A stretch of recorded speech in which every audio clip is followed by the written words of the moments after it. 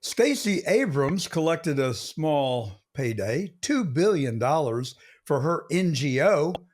Evidently, I chose the wrong career. But here to help us sort it all out is Scott Walker. He is president of Capital Research Center. He's a graduate of Georgetown and the author of Arabella, the Dark Money Network of Leftist Billionaires Secretly Transforming America. That's a mouthful, Scott. Can you help us unravel and tell us about these NGOs? My suspicions are awakened. Sure. The We can get to Arabella in a second. I'll do the more generic NGO, which, by the way, is just Washington speak for nonprofit. Right? I know normal Americans don't use these kind of buzzwords. It just means nonprofit. Although, as I've testified repeatedly to Congress, the NGO that stands for non-governmental association, most of them ought to be called BGOs because they're basically governmental organizations. That is to say, governmental organizations that are off the books, wouldn't you say? yeah, well, that's the thing. Over Yeah. 35,000 nonprofits, NGOs, get most of their money from government. So in my book, that makes them basically governmental organizations. And you're right, the government loves to shove stuff out to them. The Stacey Abrams billions that you just mentioned, that was part of a $27 billion slush fund called the Greenhouse Gas Reduction Fund, which then Yeah. parceled money out to still more groups and on and on. I think she's got a total of $90,000 worth of toaster ovens that she claims to have given away to show for it. Not a very impactful $2 billion expenditure, in my view.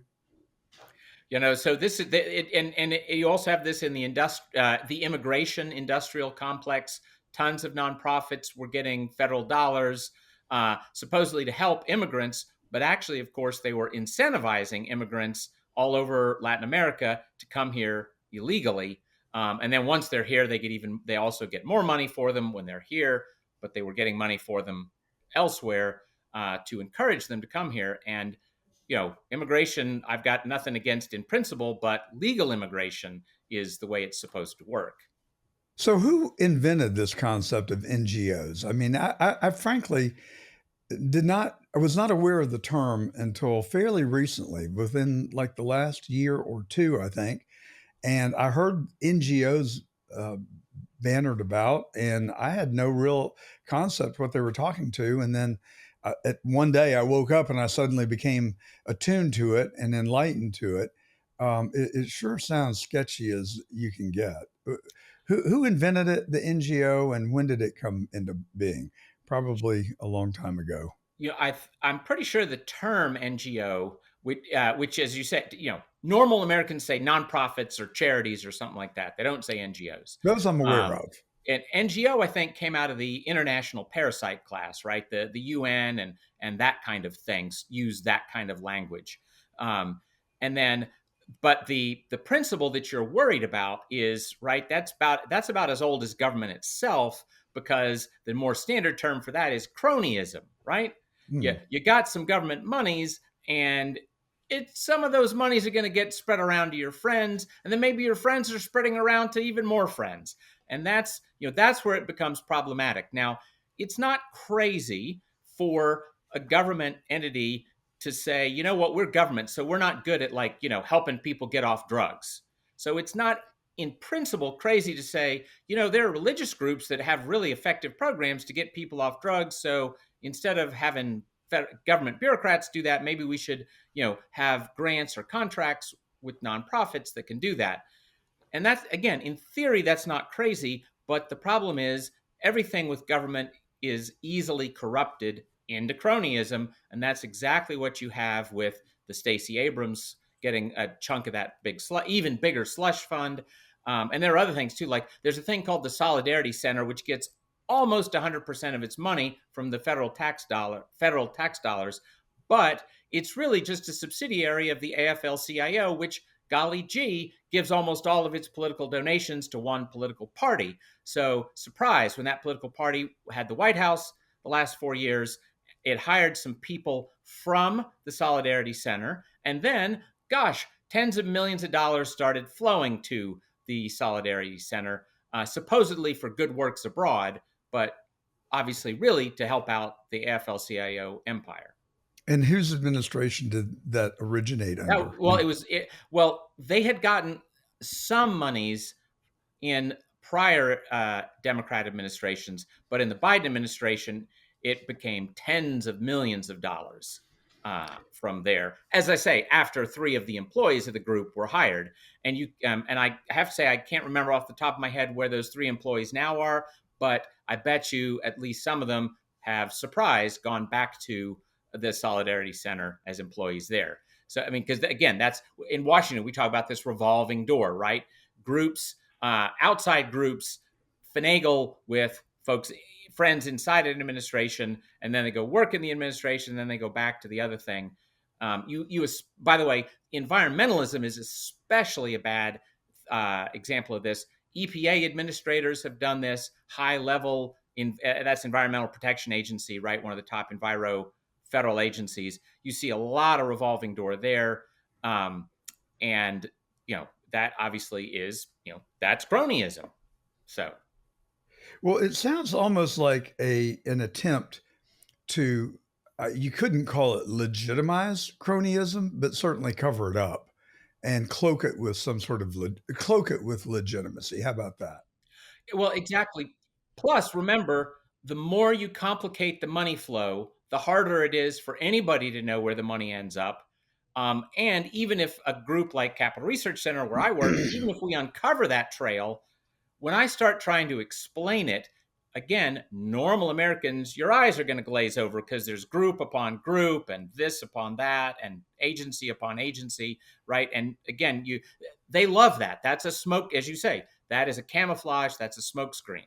Because again, that money, the $2 billion that the Stacey Abrams nonprofit got, by the way, when that nonprofit had $100 in its bank account, right? So nice, as you say, nice work if you can get it. How can they get So away with it? I mean, where's the accountability? And when you talk about not you, but when the current topic of the day is unrelentingly focused on Epstein, I don't think it's about Epstein. I think it's about accountability in government, because I think most people believe that Epstein was doing the work of either the CIA or Mossad or both. We don't have proof of that, but we have more than a lot of smoke to support it, like the U.S. Attorney for the Southern District of Florida, who in a Senate confirmation hearing said that he was told to lay off Epstein because he was intel. I mean, I think that's pretty good indication that there's something there. So where is the accountability? I mean, $2 billion just poof, and because it's Stacey Abrams, you can't touch her. Is that the deal? well, I totally think that Americans need to be pounding the drum on these things, all the time. But I will tell you two somewhat hopeful things. One is that again, that was EPA, Environmental Protection Agency money, and Lee Zeldin is now head of the EPA, Yes, and yes. he is working very hard. I know this for a fact. He is working very hard to try to claw back some of these outrageous Enviro slush fund monies. So that's hopeful. The other thing is, I've testified 3 times in the last 6 weeks to Congress on dirty NGO stuff. And the most recent one was in the House Judiciary Oversight Subcommittee, right? Now, and the whole hearing was about how the left funds its nonprofit infrastructure through federal dollars. And it was an excellent hearing. I talked about exactly these things. And guess what? This was the tiniest subcommittee of the House Judiciary Committee, right? So shouldn't be that big a deal. But you know who was there? Not just the ranking member, so top Democrat of the subcommittee, but the ranking member of the entire committee, Jamie Raskin, a powerful and Mm, important guy. Now, what a delightful individual. oh, yeah, and a charming man too. Yes, Yes, absolutely. totally. Now, the thing is, he was there every single second of that hearing, and he was saying, "This hearing is a waste of time. This is a nothing burger. There's nothing to see here." And the answer, of course, but his presence belied every word coming out of his mouth. If it was a nothing burger, he would never have sat there every single second. In fact, his presence proved that the hearing's thesis is right. The left is desperate for your federal tax dollar. Can we doge these NGOs? Well, that's the thing. I know that EPA Doge people are working on this, the Stacey Abrams mess and all the rest of it. And I know Lee Zeldin is determined to claw back as much money as possible, and certainly to stop these spigots of tax dollars going into the left wing infrastructure. By the Well, way, my nonprofit has never taken a penny in 4 decades of existence, never taken a penny from any government. good for you. I'm beginning to like you more and more. Keep it up. Keep fighting. Now, Dan Bongino last Saturday, a week ago, said that that the things that he has learned since becoming assistant director of the FBI shocked him to his core and have changed him forever. Where do you think he's going with that? Well, as you say, you can't do this kind of corrupt cronyism without camouflage and smokescreen. You have to defend the cronyism in various ways and hide it. And sadly, huge chunks of the federal government hide cronyism and corruption. Now, even though, of course, they're supposed to be weeding, like the FBI are supposed to be one of the top people weeding this stuff out, but they don't. By the way, there's 73 inspectors general in the federal government. They're supposed to be, they were supposed to be Doge before Doge. And to be fair, some of them have done good work, but a lot of them too either were appointed because they weren't going to do the work or got corrupted and softened up after they got the job.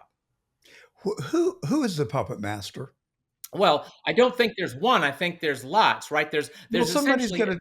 But in every organization I've worked for, there has been a training program. I mean, when you come into a job that you've never done before, you really don't know how to perform the job. So corporations and institutions have massive training programs. Somebody, I'm speculating, has to train these people on how to cover this stuff up and how to behave once they get into positions of authority in government. There's, I mean, I'm wildly imaginative, but you have heard for years about these organizations that sort of superimpose their dogma on government, going back to the Trilateral Commission, and then there's the council that supposedly Bill Barr is a member of. I mean, who imposes their will on the American system of government so that we cannot see behind the curtain and we cannot seem to get accountability, even though we feel like most of it is in the public domain already. I mean, as listeners to our program know, it is my considered opinion that the federal government, the CIA, Alan Dulles, Lyndon Baines Johnson, the then Vice President of the United States, assisted by J. Edgar Hoover, killed and covered up the assassination of John Fitzgerald Kennedy. I think that that's a conclusion that any honest, intelligent person would conclude if they took the time to dig into it. And you don't have to dig really far below the surface to reach those conclusions. I can give you about 3 books that will get you there in a hurry, including The Devil's Triangle, The Men Who Killed Kennedy, The Case Against LBJ by Roger Stone, and The Unspeakable by Douglas. I mean, read those 3 books, and if you walk away from there thinking Oswald had anything to do with Kennedy's assassination, then I've got some property just to the west of me I'd like to show you and talk to you about. But I mean, I just don't understand why, when the evidence is right here in front of us, we can continue to be led down the primrose path that there's nothing to see here. And it's the same, MO every time, i.e. Epstein file. On the one hand, I certainly think that there are, the evil genius, as it were, who is genuinely strategizing and plotting out ways to hide the corruption, to hide dirtiness and the rest. But it's also true that at this point, we have a huge class of people, right? All of whose interest it is to be operating in this way. And, it's true people will think through dirty plots, but it's also true that people will just slide into confirmation bias and blah blah. Like, I'll give you a great example, right? So the Russian hoax was horrific and an absolute outrage. And by the way, our website, influencewatch.org, has fabulous documentation of huge amounts of the awfulness of the Russia hoax claiming Trump colluded with Russia.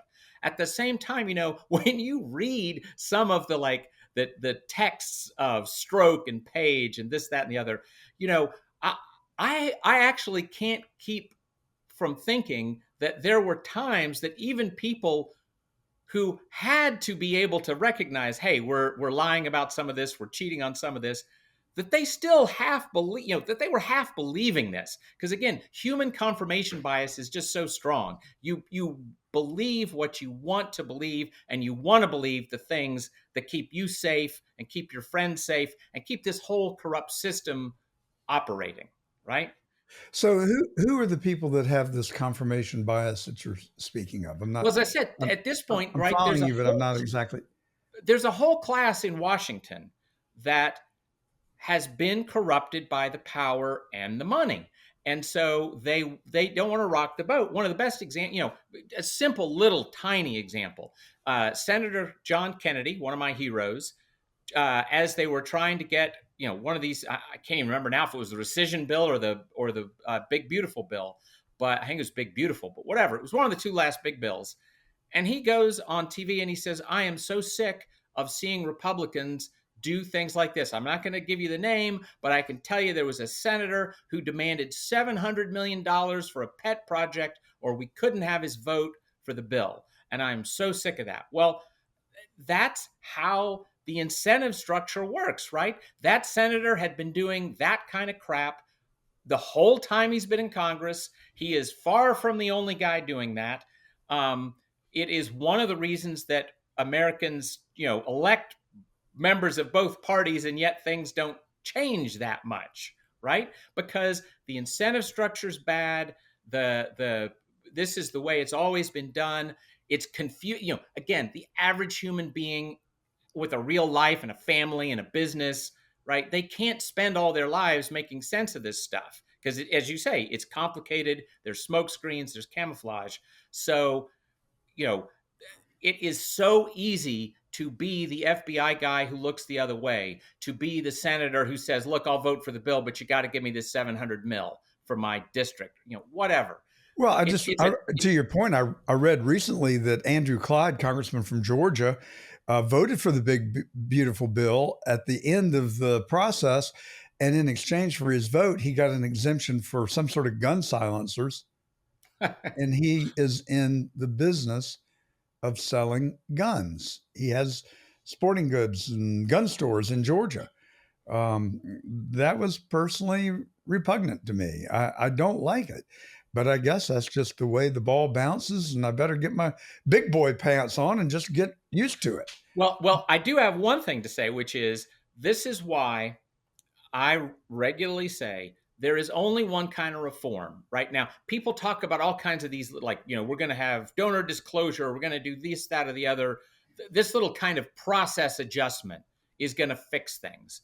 And it never does, because the only real reform is less government. The biggest problem we have is not that people are doing these bad things. The biggest problem we have is by having a morbidly obese federal government, the incentives become massive to do these things. And the complexity becomes such that it's hard to track these things, even for somebody like me whose whole job is to track them, much less a normal American mom or dad. Okay, so I want to get to your job, and one last question before we move on. I want to talk about the Capital Research Center. I want to talk about the book. Um, one of my disappointments is, as much as I loved Ronald Reagan, he talked about getting the government off the backs of the American people, less government, less spending. Yet he expanded the federal budget more than any president prior to his time. Now, we think it was for good cause. He used military spending basically to bankrupt the Soviet Union and cause it to splinter into pieces. So in hindsight, you'd have to say, well, that was worth the price. Then Donald Trump comes into office. He makes similar pledges, and he passes one of the largest budgets ever passed in Washington, along with a lot of tax cuts, which make it palatable to people, I guess. But we're talking about perhaps $4 trillion in deficit spending over the next 10 years when we've already got $36 trillion in government spending right now. And at some point, it seems to me that it's going to be unsustainable and that the bubble will burst and it's going to be a sad day in the world, not just America. It's like a train coming down the track and we see the light, but we're not willing to move out of the way. Do you share my frustration and Oh, no, concern? that you're totally right, and this is the even. So I just complained that the only way to make things better, not fix everything, but make them better, is to have a lot less government. You just replied, we keep getting more and more and more government, and uh, and you're right, that isn't sustainable in the long run. But now we've got to the deepest problem of all, which is you and me and the rest of America, right? As a not very admirable politician years ago had a great line. We need to expect less of the government and more of ourselves, right? Their only way to have less government is for Americans to be willing to have that adjustment. We have to be demanding less government, and we have to support politicians when they genuinely try to cut it. And the reason that the Reagans and the Trumps and the rest don't cut it is because there's not really support in America for doing it. There's not majority support in America to cut government. I mean, my paradigm is that there's about half of America wants less government, but the other half is like, gimme, gimme, gimme, bring it on. And I think that's the division that we've got. On the one hand, since nobody's ever tried, right, in your and my lifetime, nobody's tried it. It's hard to say, but I do. I'm old enough to remember Reagan, and so what I remember is he did what in Washington is called a cut, namely slightly decrease the rate of increase, right? Slightly decreasing the huge upward curve of growth of government was considered a horrible cut because you should assume it's always going to keep increasing. And that was an outrage, and there were protests and all the rest. Well, I mean, that's right out of Rand Paul's playbook. He said, "Look, if you want to curb the federal government spending, all you have to do is just as simple: take 1 penny out of every dollar each year for the next 10 years, and reduce government by that amount. You get a balanced budget, you get responsible spending, and the deficits go away." Now, that seems to make so much common sense to me that it seems like Americans could join hands and support that concept. But to your point, it doesn't happen, so maybe it's just not going to. It rather than a group of people controlling the wheels and just making these decisions, what you're really describing, I think, is a cultural thing. It's just part of the Washington swamp that most Americans say they despise. But then on the other hand, there's a real conundrum because you're explaining that the will to change is not shared by the American people. So we're screwed. Yeah. Well, as you say, something at some point the tug comes. The only thing we can be happy about in America is we're less screwed up than say Europe. The rest of the developed world is more screwed up. Yeah, but how did they get in that condition? Oh, well, the Through same through kind of through thing. The same kind of socialism thing. and Yeah. transfer payments, Yep. and we can see it. They've given us a perfect model, and instead of changing it, we're just hopping on board, it seems to me. So, well, before we run out of time, tell us about Capital Research Center and who founded it and what is the mission and purpose.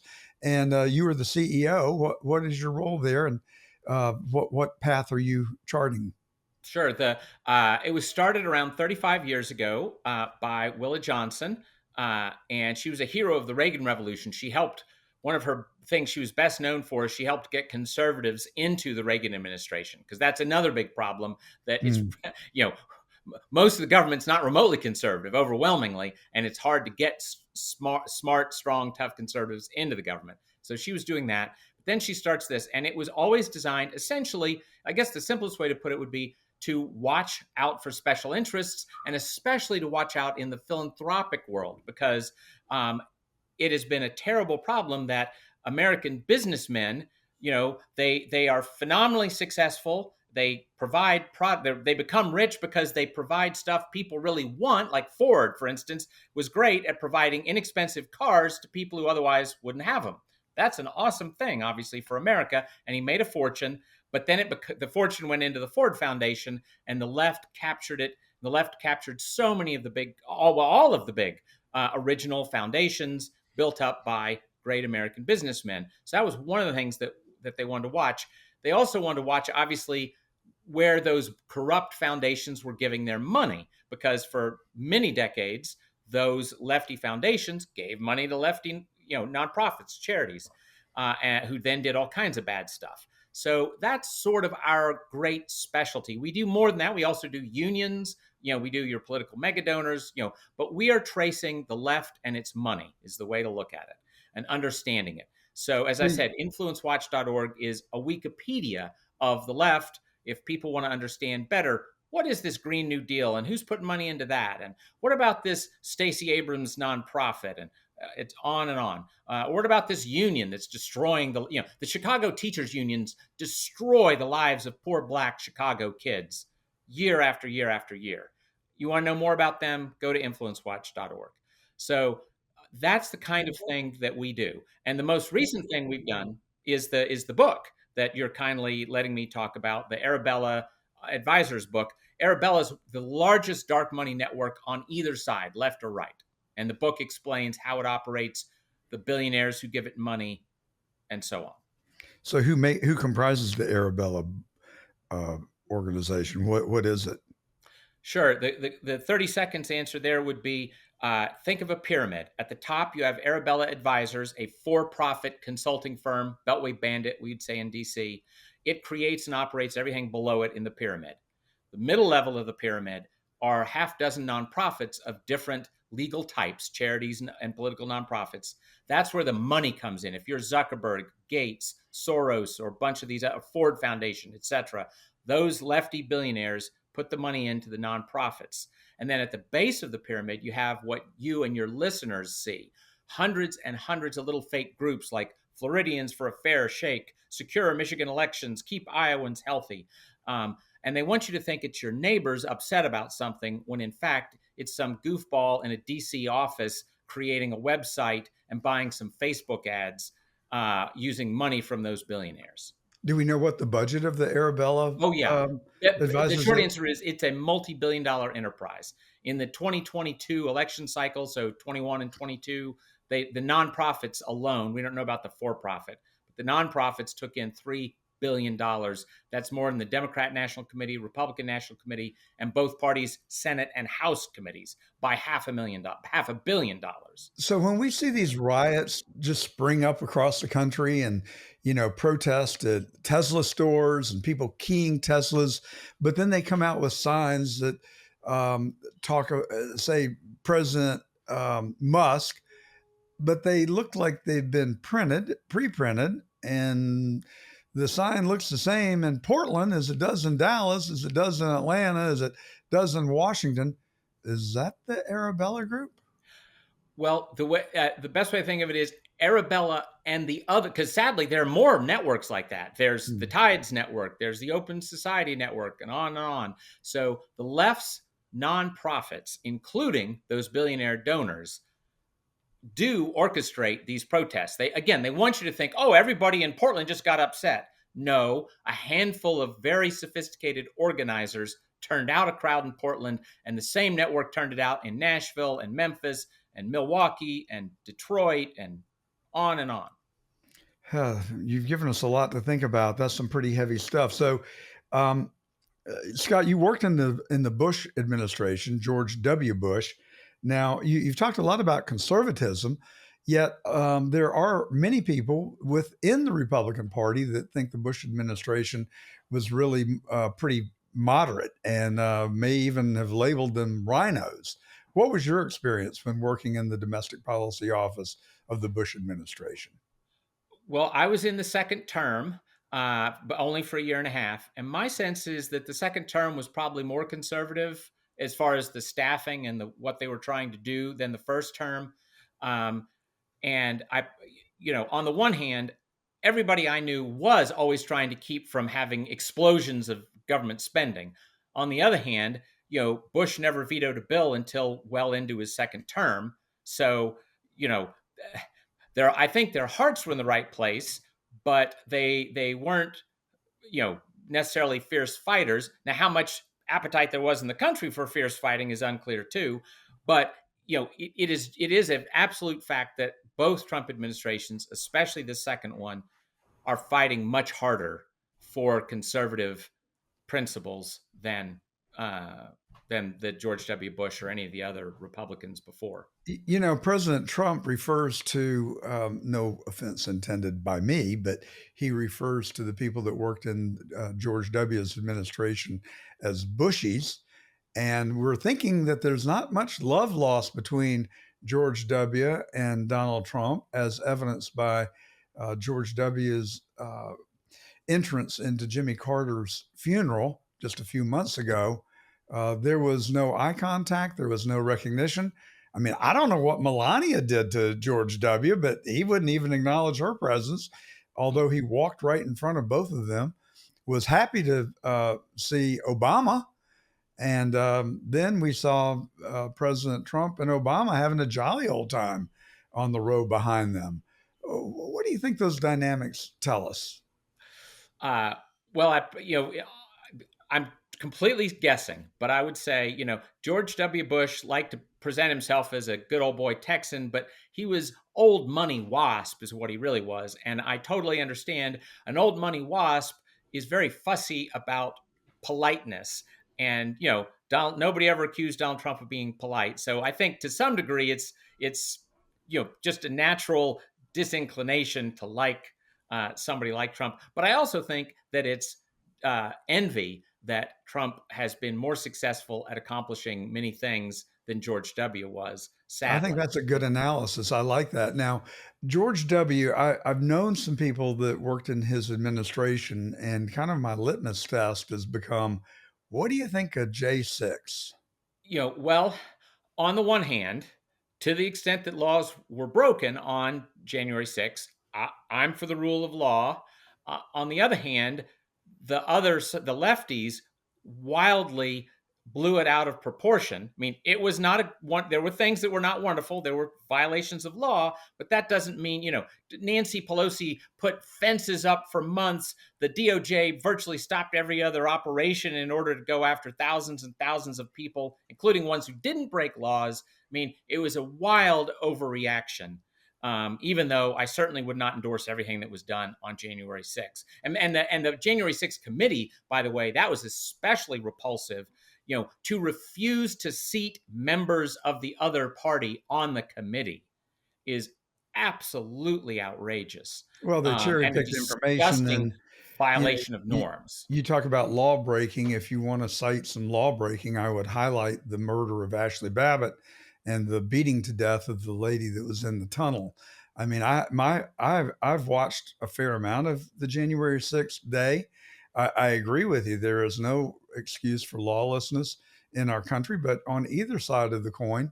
And I've watched the Epoch Times documentary on January the 6th. I don't know if you've had a chance to look at it or not, but the crowd was, according to that documentary, and it has the ring of truth to me, largely provoked. It was a peaceful demonstration until the cops started firing uh, pellets and smoke into the crowd. And then it became, rose to the level of a riot. So it was a low day in our nation's history. We're beyond it now, but I still would like truth, and I would like justice for the things that happened on that day. It seems that the justice has been one direction only. Bongino, again, promises us we're going to find out who planted those pipe bombs at the RNC and the DNC. I'm waiting with bated breath. Well, that you're right. That's one of the mysteries. The other thing I haven't seen the Epoch Times documentary, although I'm a big fan of Epoch Times work.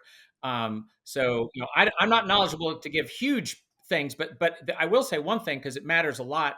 We track all the bad protests, right? Like the ICE attacks and things like that, and it is worth another outrage of January 6th by the other side is It is outrageous that Nancy Pelosi refused to allow National Guard to be around because, again, that might have prevented anything violent from happening.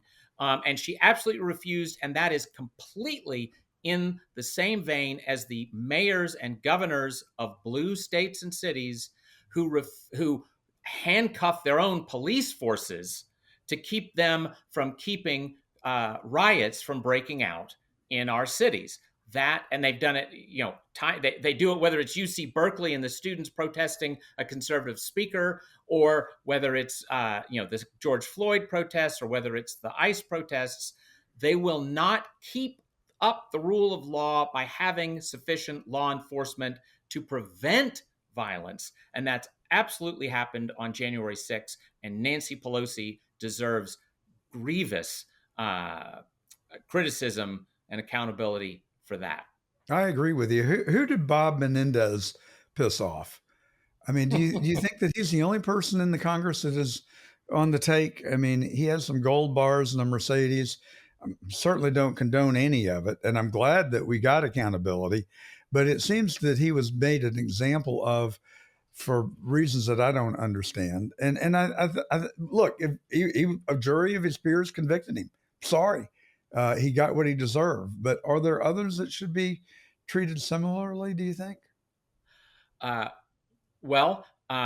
Peter Schweitzer is a friend, and he has done wonderful work on showing that there are lots and lots of highly suspicious uh, uh, increases of wealth by our members of Congress. And Yeah. it may, in poor Menendez, it may just be that he was one of the most egregious and goofy of them. Probably the others are a little more sophisticated Well, and Peter better at Schweizer's hiding been it. on our show, and I've read his books. I am a huge fan, and I think he's very courageous. I hope he's safe from the deep state, but he goes he doesn't hold back, and I really admire him for the work that he has done. Well, Scott Walker, thank you so much for coming on the show today. You really have won me over as a former member of the Bush administration. I was a little skeptical. I'll have to be honest with you when we set this interview, but you appear to me to be very real and very candid and open, and I appreciate that. President of Capital Research Center and author of the book Arabella, the Dark Money Network of Leftist Billionaires Secretly Transforming America. Where do we find that book? Amazon, Barnes and Noble, any place you buy books. And you'd like us to go to influencewatch.org. Are there any other places that we can track and follow you and keep up with you? Sure. Our main site is capitalresearch.org, and you can sign up for the e-newsletter, which comes out every other week. And it's not a money begging letter. It is simply, here's the highlights of my whole team's terrific research for the last 2 weeks. Well, keep up the good work, and thank you for what you're doing. I hope you'll come back on our show again soon. Love to be with you. Thanks.